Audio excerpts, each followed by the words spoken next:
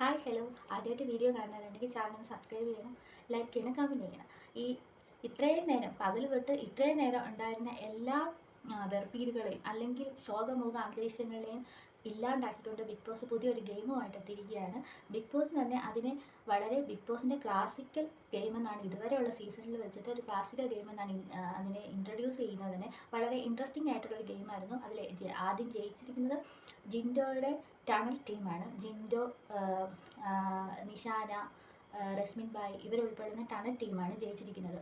അതിനകത്ത് ഗെയിം എന്താണെന്ന് വെച്ചാൽ 4 ടീം 4 പേരായിട്ട് തിരിഞ്ഞ് നിന്നിട്ട് ഫ്രണ്ടിൽ 4 ടേബിൾ ഉണ്ടാകും. ആ 4 ടേബിളിൽ 4 ടീമിലെ അംഗങ്ങൾ നിന്നിട്ട് ഈ നമ്മുടെ കപ്പുകൾ, പേപ്പർ കപ്പുകൾ ഒരു പിരമിഡ് പോലെ ഉണ്ടാക്കുകയാണ് ചെയ്യുന്നത്. താഴെ 8 കപ്പ് വയ്ക്കും, അതിന് മുകളിൽ 7 കപ്പ്, അങ്ങനെ പിരമിഡായിട്ട് കപ്പ് വെച്ച് പോകുന്നതാണ് ഗെയിം.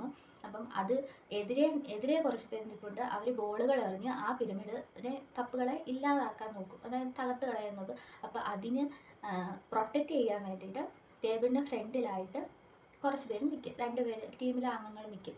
അങ്ങനെ പവർ ടീമിൽ പ്രൊട്ടക്റ്റ് ചെയ്യാൻ നിന്ന് ശ്രീരേഖ, ഗബ്രി, യമുന അങ്ങനെയൊക്കെ ഉണ്ട്. എങ്കിലും അവരുടെയും കൃത്യമായിട്ട് തന്നെ എറിഞ്ഞു കളഞ്ഞു. ആദ്യത്തെ റൗണ്ടിൽ തന്നെ ജയിച്ചത് ജിൻഡോയാണ്. എന്നാൽ ജിൻഡോയുടെ ടീമായ ടണൽ ടീമാണ്. എങ്കിലും എന്തോ ബസർ ടു ബസർ ആയിരുന്നു ഗെയിം.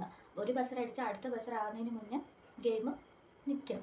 പക്ഷെ ബസർ അടിച്ചതിന് ശേഷവും ആരോ ബോൾ എറിഞ്ഞു, അങ്ങനെ ജിൻഡോയുടെ പിരമിഡ് തകർന്നു. അങ്ങനെ ക്യാപ്റ്റനായ അപ്സരയ്ക്ക് ഒരു റിസൾട്ട് എടുക്കാൻ കഴിയാതെ വന്നതോടുകൂടി വീണ്ടും ഗെയിം ആരംഭിച്ചു. അങ്ങനെ രണ്ടാമത് വെച്ച ഗെയിമിലും ജയിച്ചത് ജിൻഡോയുടെ ടീമാണ്. ഏതായാലും ജിൻഡോ കുറച്ചും കൂടി ആക്റ്റീവായിട്ട് വന്നിട്ടുണ്ട്. കാരണം കഴിഞ്ഞ ഒരു വീക്കിനേക്കാൾ കൂടുതലും, കഴിഞ്ഞ വീക്കിൽ മോശം പെർഫോമൻസ് അല്ലെങ്കിൽ ഒരു മോശം പെർഫോമൻസ് എന്ന് പറഞ്ഞതാണ് ലാലേട്ടൻ. ആ ആളാണ് നിഷാന. ആ നിഷാന തന്നെയാണ് പിരമിഡ് കൃത്യമായിട്ട് അടുക്കി വെച്ച് നന്നായിട്ട് തന്നെ ചെയ്തിട്ടുണ്ട് നിഷാന. അപ്പം കഴിഞ്ഞ വീക്കിൽ ഒരു മോശം പെർഫോമൻസ് ആയിട്ട് നിന്ന നിഷാനയും ജിൻഡോയും ഒക്കെ കുറച്ചും കൂടി ആക്റ്റീവായിട്ട് ഈ ആഴ്ചയുണ്ട്. ഇനി കളികൾ എങ്ങനെയുണ്ട് എന്ന് നമുക്ക് നോക്കാം. അടുത്ത അപ്ഡേറ്റിനായിട്ട് കാത്തിരിക്കുക. ഞാൻ വീണ്ടും വരും പുതിയ അപ്ഡേറ്റുമായിട്ട്. ബൈ.